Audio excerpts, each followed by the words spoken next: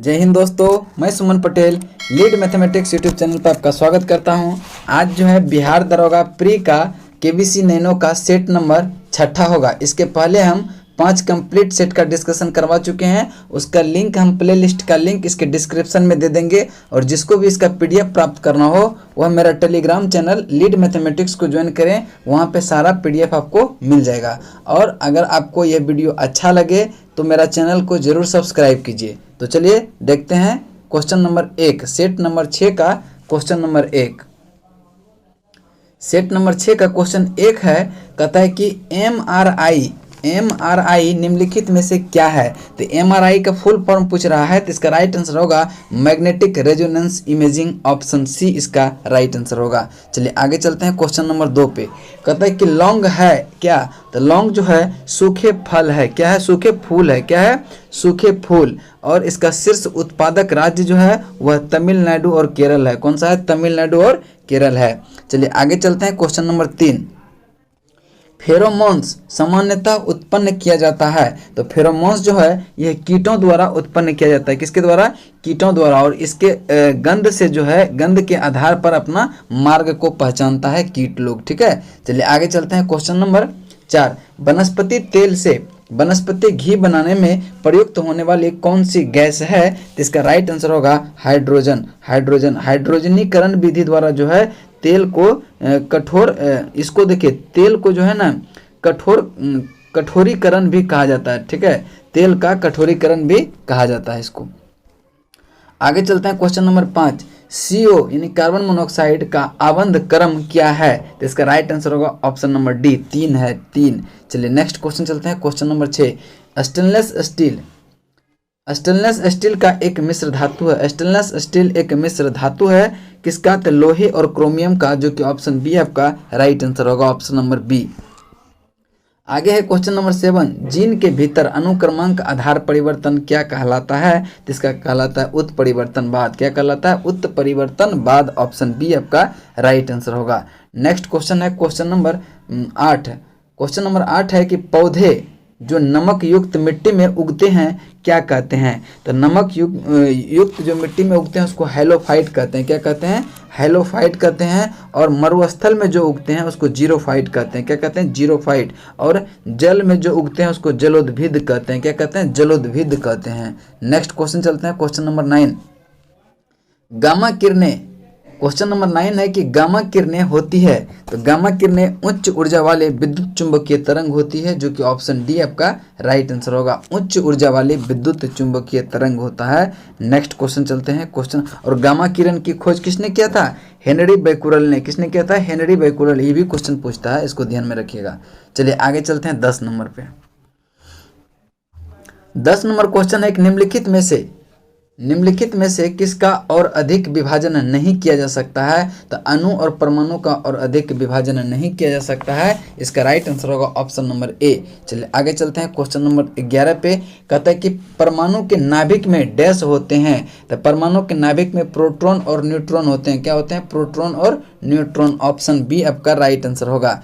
Next question है question number 12। कहता है कि एड्स का पूर्ण रूप है। तो एड्स का पूर्ण रूप होता है acquired immunodeficiency syndrome, option C इसका राइट आंसर होगा। Acquired immune deficiency syndrome, option B C इसका राइट आंसर होगा। और एड्स जो है विषाणु के कारण होता है। किससे होता है, विषाणु से। चलिए आगे चलते हैं क्वेश्चन नंबर 13। नेक्स्ट है 13 नंबर। इनमें से कौन सी रोग मच्छरों से होने वाला रोग नहीं है। तो देखिए डेंगू बुखार मच्छर से होता है, मलेरिया भी मादा मच्छर से होता है, और फाइलेरियासिस ये भी क्या होता है, मच्छर से ही होता है। लेकिन घेंघा जो है ये आपका आयोडीन की कमी से होता है। किसके कमी से, आयोडीन की कमी से। तो आपका right answer option number D हो जाएगा। आगे चलते हैं क्वेश्चन नंबर 14। दिल्ली में पुराना किला के सामने खैरुल मंजिल नामक मस्जिद का निर्माण किसने करवाया था। तो इसका राइट आंसर हो जाएगा, किसने करवाया था, तो इसका राइट आंसर होगा 14 नंबर का राइट आंसर जो हो जाएगा महम अनगा ने किया था। किसने, महम अनगा। और कब किया था, 1561 में। महम अनगवा जो है ये कौन थे, तो ये अकबर की धाई थे, अकबर की धाई, इसको भी ध्यान में रखिएगा। चलिए आगे चलते हैं क्वेश्चन नंबर आपका 15। भारतीय स्वाधीनता विधेयक को राजकीय स्वीकृति प्राप्त हुई थी कब? तो 18 जुलाई 1947 को, 18 जुलाई 1947 को। आगे चलते हैं, क्वेश्चन नंबर 16 है, भारतीय राष्ट्रीय कांग्रेस के संस्थापक कौन थे? तो भारतीय राष्ट्रीय कांग्रेस के संस्थापक ए.ओ. हुरुम थे। और भारतीय राष्ट्रीय कांग्रेस की स्थापना जो हुआ था 28 दिसंबर 1885 को हुआ था। कब हुआ था? 28 दिसंबर 1885। और इसके प्रथम अधिवेशन की अध्यक्षता W.C. बनर्जी ने किया था। और पूछेगा कि ये स्थापना कहाँ हुआ था? तो बम्बई में हुआ था, गोकुल दास तेजपाल संस्कृत विद्यालय में हुआ था। इसका 72 सहयोगी थे प्रथम बैठक में। इस चीज को भी आप ध्यान में रखिएगा। नेक्स्ट क्वेश्चन चलते हैं, क्वेश्चन नंबर आपका 17 पे। 17 नंबर क्वेश्चन है कि भारत में स्वदेशी आंदोलन किस दौरान हुआ था? तो राइट आंसर होगा बंगाल विभाजन के विरुद्ध 1905 में। बंगाल विभाजन कब हुआ था? 1905 में। बंगाल विभाजन रद्द कब हुआ था? 1911 में। रद्द हुआ 1911 में और विभाजन हुआ था 1905 में। उसी के दौरान जो है स्वदेशी आंदोलन की शुरुआत हुआ था। चलिए आगे चलते हैं, क्वेश्चन नंबर आपका 18 कहता है कि उदंतपुरी शिक्षा केंद्र निम्नलिखित में से किस राज्य में अवस्थित है? तो उदंतपुरी ये बिहार राज्य में है। कहाँ है? बिहार राज्य में। तो बिहार राज्य में देखिए विक्रमशिला, सोमपुरी, ये सब कहाँ आपका बिहार में ही पड़ता है। चलिए आगे चलते हैं, क्वेश्चन नंबर आपका 19 कहता है कि मैडम कामा ने 1907 में प्रथम तिरंगा ध्वज कहाँ फहराया था? तो इसका राइट आंसर होगा स्टुटगार्ट। स्टुटगार्ट कहाँ है? स्टुटगार्ट है जर्मनी में। और इसको झंडा फहराने के नाम से ही जाना जाता है। इसने फ्री इंडिया सोसाइटी की स्थापना किया था और वंदे मातरम नामक एक पत्रिका भी निकाली था। चलिए इसका राइट आंसर, ये बीपीएससी में जो है 66वीं में इस बार पूछा है बीपीएससी में। ठीक है, नेक्स्ट क्वेश्चन चलिए, क्वेश्चन नंबर आपका 20। क्वेश्चन नंबर 20 है, Katherine Mayo, Aldous Huxley, Charles Andrews और विलियम डिग्बी के बीच आम रिश्ता क्या था? तो इसका राइट आंसर होगा उन्होंने ब्रिटिश शासन के दौरान भारत के हालात पर टिप्पणी लिखी थी। तो ऑप्शन ए आपका राइट आंसर होगा। नेक्स्ट क्वेश्चन चलते हैं, क्वेश्चन नंबर आपका 21 नंबर है कि क्वेश्चन नंबर 21 है कि फिरोज तुगलक द्वारा स्थापित दारुल सफा क्या है? तो दारुल सफा जो है एक खैराती अस्पताल है, जो कि ऑप्शन बी आपका राइट आंसर होगा। नेक्स्ट क्वेश्चन है 22 नंबर कि कौटिल्य का अर्थशास्त्र कितने अधिकरणों में विभाजित है? तो अधिकरण की बात करें तो 15 अधिकरण है। और अध्याय पूछे तो 150 अध्याय और 180 जो है प्रकरण 180 और 6000 श्लोक है। 6000 श्लोक है। इस तीनों चारों को आप ध्यान में रखिएगा। अधिकरण 15 को है और 150 अध्याय है, 180 प्रकरण और 6000 श्लोक है। चलिए आगे चलते हैं, क्वेश्चन नंबर आपका क्वेश्चन नंबर 23 है कि इल्तुतमिश ने बिहार में अपना प्रथम सूबेदार किसे नियुक्त किया था? तो मलिक जानी को किया था। किसको? मलिक जानी को। ठीक है, ऑप्शन डी इसका राइट आंसर होगा। चलिए आगे चलते हैं, क्वेश्चन नंबर आपका 24 पे। क्वेश्चन नंबर 24 को ध्यान से पढ़िए। कहता है कि 1857 की क्रांति के बिहार के नेता कौन थे? तो बिहार के नेता कौन थे? तो 1857 क्रांति के दौरान बिहार के नेता जगदीशपुर से कौन थे? कुंवर सिंह थे। कौन थे? कुंवर सिंह। ऑप्शन डी इसका राइट आंसर होगा। नेक्स्ट है कि अखिल भारतीय किसान महासभा सर्वप्रथम कहाँ आयोजित किया गया था? तो ये लखनऊ में किया गया था 11 अप्रैल 1936 को। 11 अप्रैल 1936 को। और इसकी अध्यक्षता जो है स्वामी सहजानंद सरस्वती ने किए थे। और हुंकार नामक पत्रिका पटना से प्रकाशित स्वामी सहजानंद सरस्वती ने ही किए थे। चलिए आगे चलते हैं, क्वेश्चन नंबर आपका 26। गुलाम वंश का प्रथम शासक कौन था? तो गुलाम वंश का प्रथम शासक जो था कुतुबुद्दीन ऐबक था। कुतुबुद्दीन ऐबक का शासनकाल जो था वो 1206 से 1210 तक था। 1206 से 1210 तक। चलिए आगे चलते हैं, क्वेश्चन नंबर आपका 27 कहता है कि निष्क्रिय विरोध के सिद्धांत का प्रतिपादन किसने किया? तो इसका राइट आंसर होगा अरविंद घोष ने किया था। किसने किया था? अरविंद घोष ने। चलिए आगे चलते हैं, क्वेश्चन नंबर 28। वर्ष 1919 में कौन सी दुर्भाग्यजनक घटना घटी थी?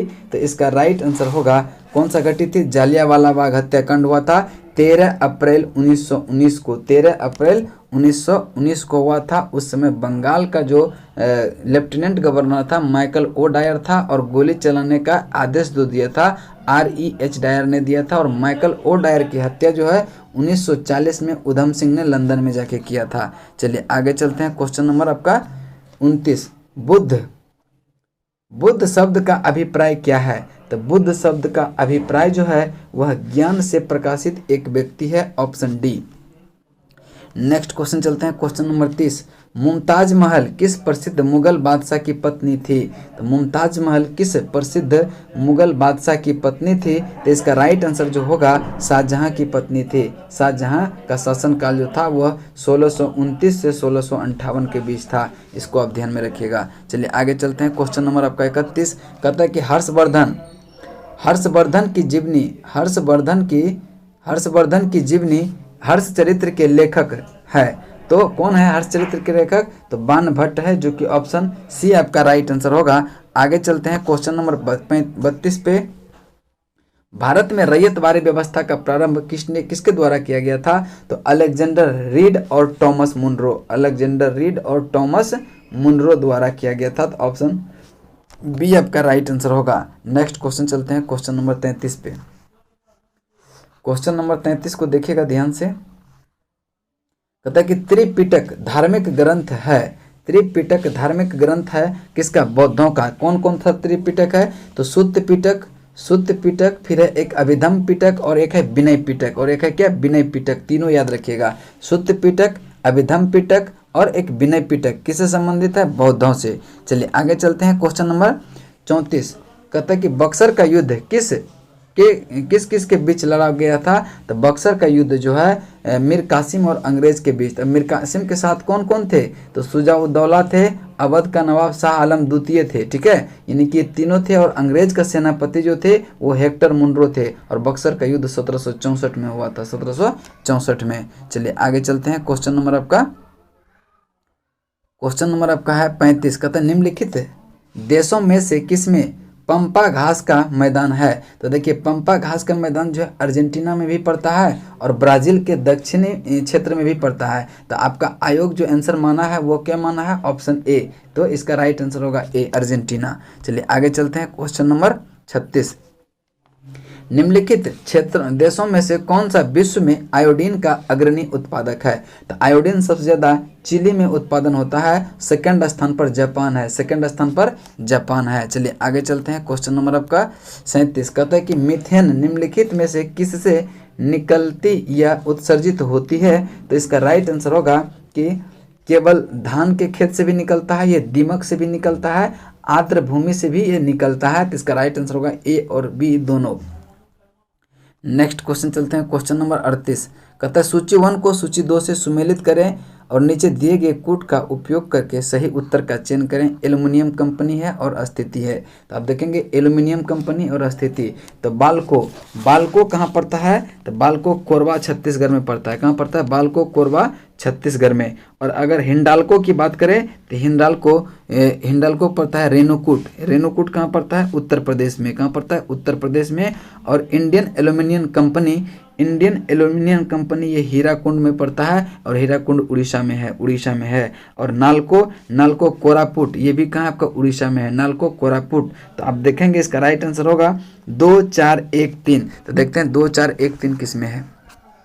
तो 2 4 1 3 ऑप्शन बी आपका राइट आंसर हो जाएगा। चलिए आगे चलते हैं। क्वेश्चन नंबर आपका 39 कहता है निम्नलिखित ईंधनों में से कौन न्यूनतम पर्यावरणीय प्रदूषण उत्पन्न करेगा? तो इसका हाइड्रोजन राइट आंसर होगा ऑप्शन ए। आगे चलते हैं क्वेश्चन नंबर 40 पे। क्वेश्चन नंबर 40 है तातीपाका तेल शोधनशाला कहाँ अवस्थित है? तो इसका राइट आंसर होगा आंध्र प्रदेश में। कहाँ है? आंध्र प्रदेश में। आगे चलते हैं। क्वेश्चन नंबर 41 निम्नलिखित में से कौन सा ध्वस्त नगर यानी घोस्ट टाउन नहीं है? तो देखिए कुलधारा जो है आपका घोस्ट टाउन है, और धनुष कोटी भी घोस्ट टाउन है, और आपका लखपत भी जो है घोस्ट टाउन है, लेकिन चरखाड़ी जो है घोस्ट टाउन नहीं है। तो इसका right answer option number D हो जाएगा। आगे चलते हैं। क्वेश्चन नंबर 42 कहता है कि विश्व में यूरेनियम का बृहत्तम भंडार पाया जाता है कहाँ? तो इसका राइट आंसर जो हो जाएगा वह हो जाएगा, देखिए विश्व में यूरेनियम का बृहत्तम भंडार जो पाया जाता है उड़ीसा ऑस्ट्रेलिया में। कहाँ पाया जाता है? ऑस्ट्रेलिया में। और अगर उत्पादन में पूछे तो उत्पादन में यूरेनियम सबसे ज़्यादा कौन सा है? कनाडा है। यूरेनियम उत्पादन में सबसे ज़्यादा कनाडा है। चलिए आगे चलते हैं। क्वेश्चन नंबर आपका 43 नंबर क्वेश्चन है कि सूची 1 को सूची 2 से सुमेलित कीजिए और नीचे दिए गए सूची को कूट का उपयोग करके सही उत्तर का चयन करें। अब देखिए उकाई कहाँ पड़ता है आपका? गुजरात में। उकाई कहाँ पड़ता है? गुजरात। उकाई गुजरात। पतरातू ये आपका झारखंड। पेंच मध्य प्रदेश। डाभोल महाराष्ट्र। 2 1 4 3 2 1 4 3 देखते हैं ऑप्शन किस में है। 2 1 4 3 ऑप्शन बी आपका राइट आंसर हो जाएगा। 2 1 4 3। चलिए आगे चलते हैं। क्वेश्चन नंबर आपका 44 कहता है कि फिर निम्नलिखित युग्मों में कौन सा सही सुमेलित नहीं है? तो देखिए फुलानी जो है ये जनजाति का नाम है, ठीक है, जनजाति जो पश्चिमी अफ्रीका में है, बिल्कुल सही है। बंतू जो है आपका ये मध्य तथा दक्षिण अफ्रीका में पाया जाता है। मध्य तथा दक्षिण अफ्रीका में पाया जाता है कौन? बंतू जनजाति। मसाई जनजाति पूर्वी अफ्रीका में है, ये बिल्कुल सही है। नोबा जनजाति जो है सूडान में पड़ता है। तो कहता है कौन सा सुमेलित नहीं है? तो सुमेलित कौन सा नहीं है? बी आपका सुमेलित नहीं है, क्योंकि बंतू जनजाति सहारा में नहीं पाया जाता है, ये मध्य तथा दक्षिणी अफ्रीका में पाया जाता है। आगे चलते हैं। क्वेश्चन नंबर आपका 45 निम्नलिखित में से कौन सा ठंडी समुद्री धाराएं हैं? ठंडी समुद्री धाराएं हैं तो आप देखिए हम्बोल्ट धारा ठंडी है और ब्राज़ील आपका गर्म जल धारा है। ब्राज़ील क्या है? गर्म जल धारा। और ओयासिबो ये जो आपका ठंडी जल धारा है। कनाडी भी जो है आपका ठंडी जल धारा है। तो कौन सा ठंडी जल धारा है? 1 3 4 और ब्राज़ील जो है गर्म जल धारा है। तो 1 3 4 देखते हैं कौन सा ऑप्शन में है। 1 3 4 आपका ऑप्शन नंबर सी है। ऑप्शन सी राइट आंसर हो जाएगा। चलिए आगे चलते हैं। क्वेश्चन नंबर आपका 46 कहता है कि वह दर्रा जो सर्वाधिक ऊंचाई पर अवस्थित है, वह दर्रा जो सर्वाधिक ऊंचाई पर अवस्थित है कौन सा है? देखिए जोजिला की ऊंचाई जो है वह 3528 मीटर है। रोहतांग दर्रा का ऊंचाई जो है 3978 है। नाथुला का 4310 मीटर है और खैबर दर्रा का ऊंचाई जो है 1070 है। तो आप देख सकते हैं कौन सा सबसे ज़्यादा ऊंचा है? नाथुला है कहाँ? सिक्किम में। आगे चलते हैं। क्वेश्चन नंबर आपका 47 निम्नलिखित में से भारत का कौन सा राज्य रबर के उत्पादन में अग्रणी है? तो अग्रणी कौन सा है? तो केरल है। ऑप्शन बी आपका राइट आंसर होगा। नेक्स्ट क्वेश्चन चलते हैं। क्वेश्चन नंबर 48 क्वेश्चन नंबर 48 है कि निम्नलिखित में भू आकृति में किसके द्वारा बिहार राज्य का उत्तर पश्चिम भाग घिरा है? तो उत्तर पश्चिम भाग घिरा है सोमेश्वर की पहाड़ी से। ऑप्शन ए आपका राइट आंसर होगा। Option A. चलिए आगे चलते हैं। क्वेश्चन नंबर 49 कहता है कि भारतीय कोयला उद्योग की निम्नलिखित समस्याओं पर विचार करें।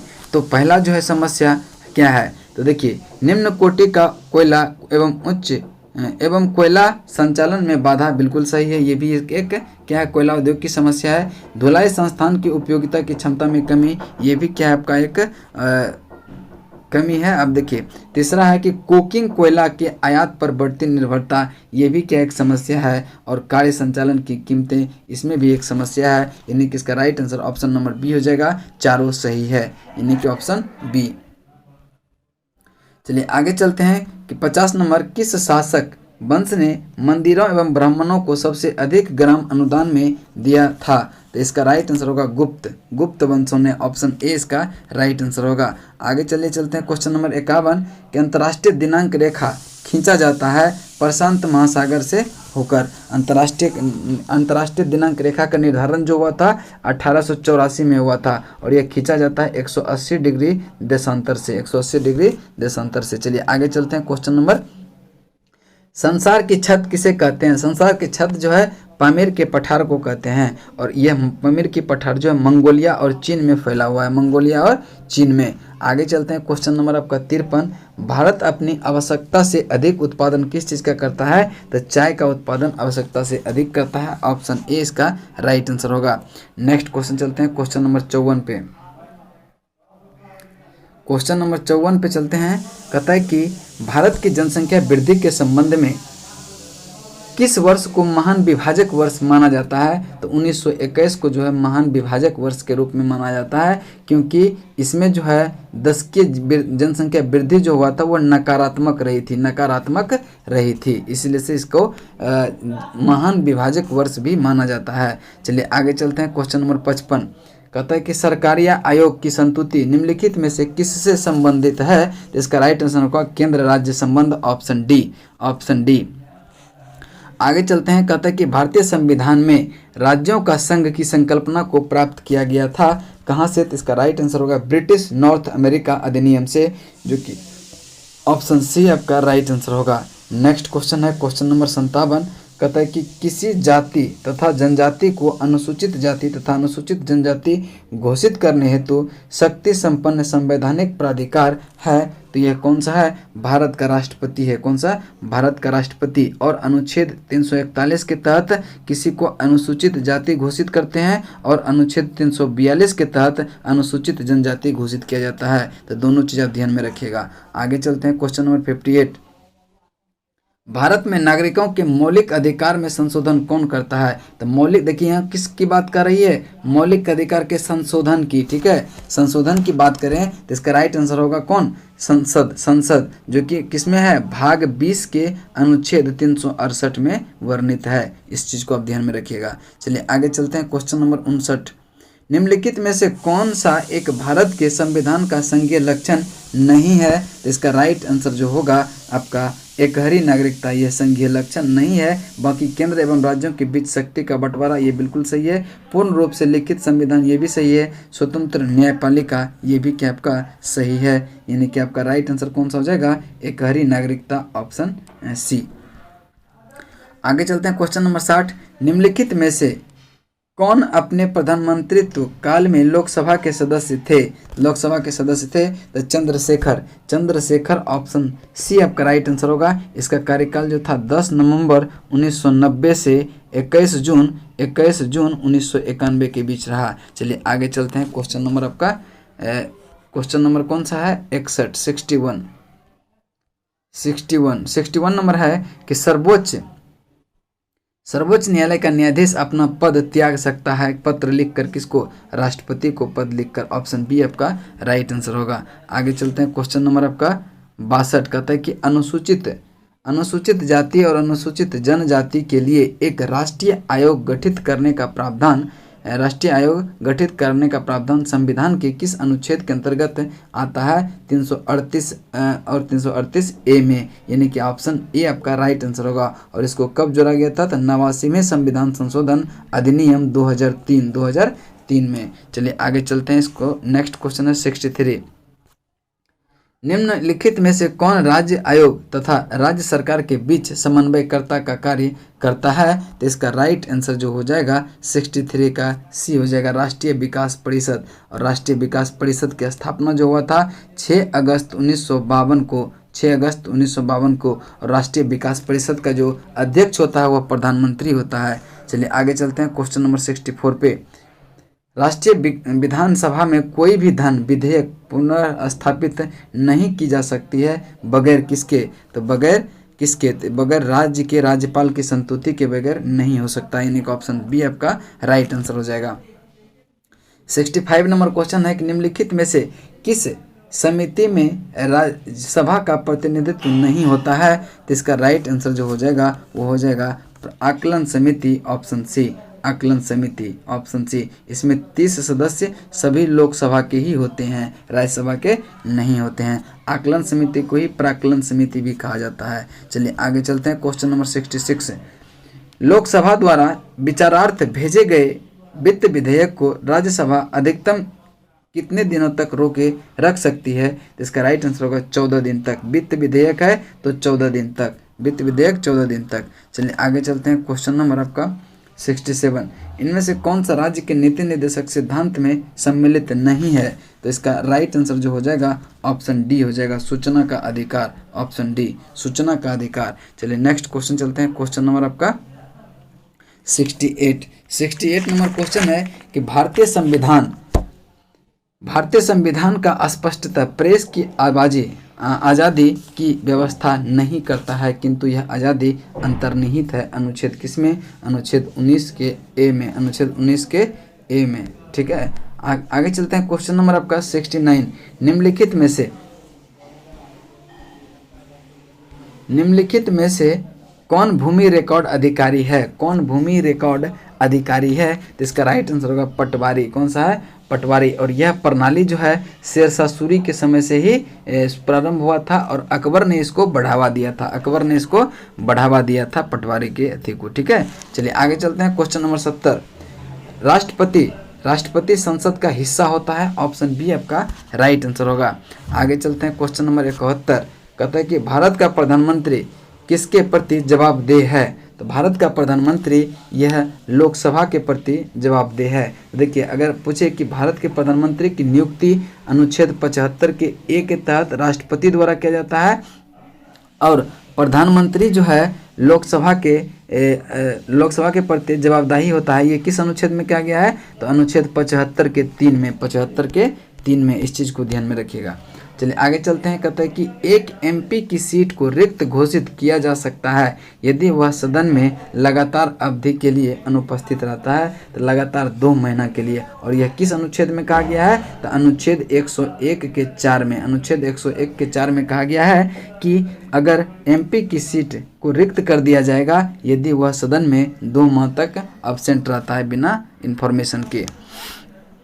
चलिए आगे है। क्वेश्चन नंबर 73, किस साल रेगुलेटिंग एक्ट पारित किया गया था? तो इसका राइट आंसर होगा 1773 में, 1773 ऑप्शन सी। चलिए आगे चलते हैं। क्वेश्चन नंबर 74 कहता है कि भारतीय संविधान का कौन सा अनुच्छेद संवैधानिक प्रावधानों की संघीय संसद राज्य विधान पालिकाओं के द्वारा बनाए गए नियमों कानूनों पर प्राथमिकता प्रदान करता है? ये कितना हो जाएगा?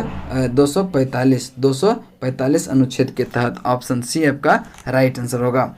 नेक्स्ट क्वेश्चन है कि ई बीज संबंधित है किससे? तो ई बीज जो है संबंधित है सरकारी सेवाओं की पहुंच हेतु एकल द्वारा प्लेटफॉर्म से। तो देखते हैं ऑप्शन नंबर कौन सा हो जाएगा। ऑप्शन देखते हैं आपका 75 का जो राइट आंसर हो जाएगा वो ऑप्शन नंबर कौन सा हो जाएगा? डी हो जाएगा। सरकारी सेवाओं की पहुंच हेतु एकल द्वार प्लेटफॉर्म से, यानी ऑप्शन डी। आगे चलते हैं। क्वेश्चन नंबर आपका 76 कहता है कि मानव पूंजी में बढ़ता हुआ विनियोग अग्रसरित करता है। तो इसका राइट आंसर जो हो जाएगा वो देखिए संसाधनों के समुचित प्रयोग, ये भी सही है। उत्पादकता में वृद्धि, कुशलता में विकास, यानी कि इसका राइट आंसर डी हो जाएगा। सभी सही है। नेक्स्ट क्वेश्चन है 77 कहता है कि हरित क्रांति नई कृषि व्यूह रचना का परिणाम थी जो 20वीं सदी में प्रारंभ की गई थी। तो इसका राइट आंसर जो हो जाएगा 7वें दशक में, 7वें दशक के दौरान। ऑप्शन सी इसका राइट आंसर होगा। नेक्स्ट क्वेश्चन है 78 कहता है कि उदारीकरण, निजीकरण और भूमंडलीकरण की नई आर्थिक नीति घोषित की गई प्रधानमंत्री किसके काल में? तो कौन थे? इसका राइट आंसर होगा नरसिम्हा राव द्वारा, ऑप्शन सी। चलिए आगे चलते हैं। क्वेश्चन नंबर 79 कहता है कि स्वामित्व के आधार पर निम्नलिखित में से कौन सा एक अन्य से भिन्न है? तो इसका राइट आंसर होगा कंपनी का ऋण पत्र, ऑप्शन डी। आगे चलते हैं। क्वेश्चन नंबर 80 पूंजी बाजार से आशय है? पूंजी बाजार से शेयर बाजार से आशय है। ऑप्शन ए इसका राइट आंसर होगा, ऑप्शन ए। आगे चलते हैं। क्वेश्चन नंबर 81 निम्नलिखित में से भारत का कौन सा औद्योगिक आर्थिक गलियारा जापान के सहयोग से विकसित किया जा रहा है? तो इसका राइट आंसर होगा कौन सा? दिल्ली मुंबई गलियारा। और इसमें 7 राज्यों को शामिल किया गया है। 7 राज्य कौन सा है? तो इसमें जो है साइन जो हुआ था वो 2006 में ही हुआ था, 2006 में ही हुआ था। और 7 राज्यों को शामिल किया गया है। दिल्ली, यूपी, हरियाणा, राजस्थान, मध्य प्रदेश, महाराष्ट्र और गुजरात, ये 7 राज्य को इसमें शामिल किया गया है। चलिए आगे चलते हैं। क्वेश्चन नंबर आपका 82 कहता है कि एक बालिका का परिचय। देखिए एक रीजनिंग का क्वेश्चन आ गया, इसका राइट आंसर होगा पिता। आप जो है इसको पॉज करके बना के देखिए, इसका राइट आंसर पिता आता है। चलिए आगे चलते हैं। क्वेश्चन नंबर 83 पे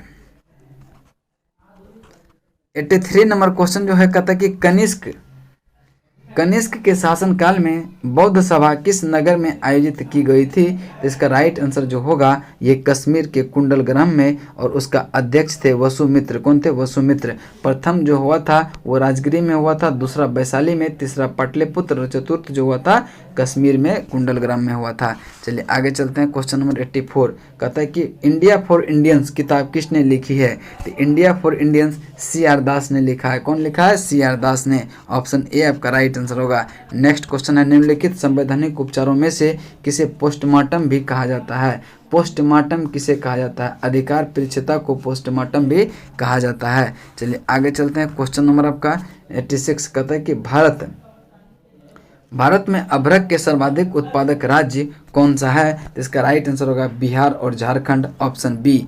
आगे चलते हैं। क्वेश्चन नंबर 87 दामोदर घाटी निगम की स्थापना कब हुई थी? तो दामोदर घाटी निगम की स्थापना 1948 में हुआ था। ऑप्शन बी आपका राइट आंसर होगा। नेक्स्ट क्वेश्चन चलते हैं। क्वेश्चन नंबर आपका 88 भारत में पंचायती राज व्यवस्था का शिल्पी किसे कहा जाता है? भारत में पंचायती राज व्यवस्था का शिल्पी किसे कहा जाता है? तो BR मेहता को कहा जाता है। किसको? BR मेहता को। BR मेहता को।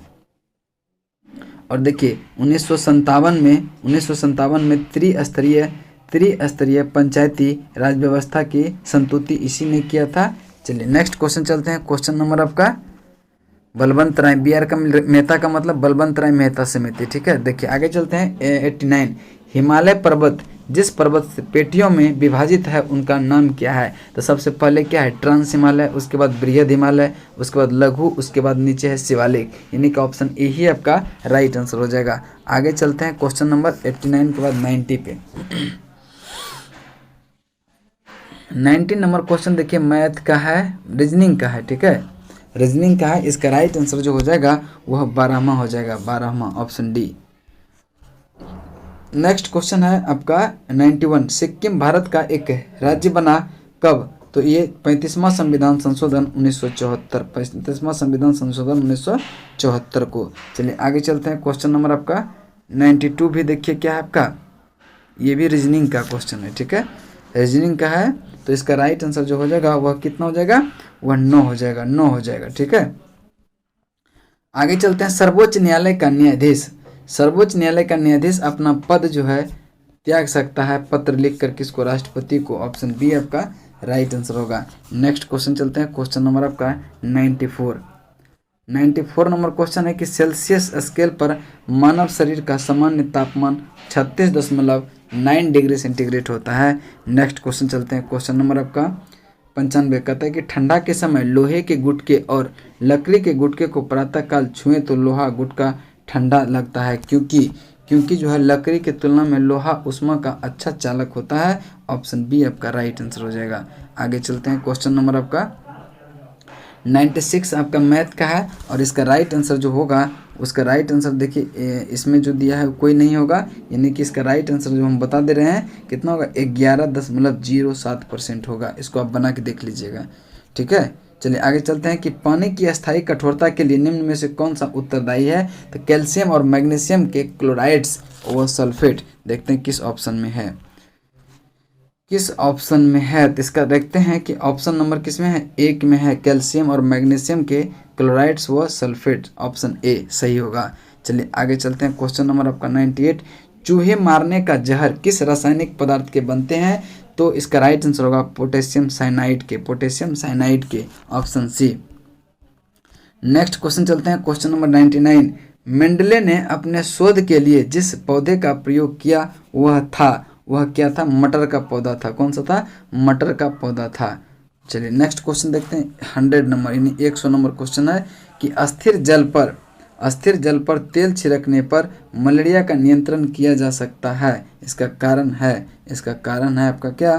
तो इसका राइट आंसर हम बता दे रहे हैं कि इसका राइट आंसर जो हो जाएगा ये हो जाएगा ऑप्शन सी। मच्छर के लार्वा श्वास नहीं ले पाते हैं और अंततः मच्छर मर जाते हैं, इसलिए right answer option number C हो जाएगा। आज जो आपका यहाँ सेट नंबर 6 कंप्लीट हो गया, कल जो आपका सेट नंबर 7 आएगा। अब इसी तरह से कंटिन्यू आपका सेट आएगा। आप लोग चैनल पर निरंतर बने रहें, और जो भी अभी तक चैनल को सब्सक्राइब नहीं किए वो चैनल को जरूर सब्सक्राइब कीजिए और सारे दोस्त को भी शेयर कर दीजिए ताकि उनको भी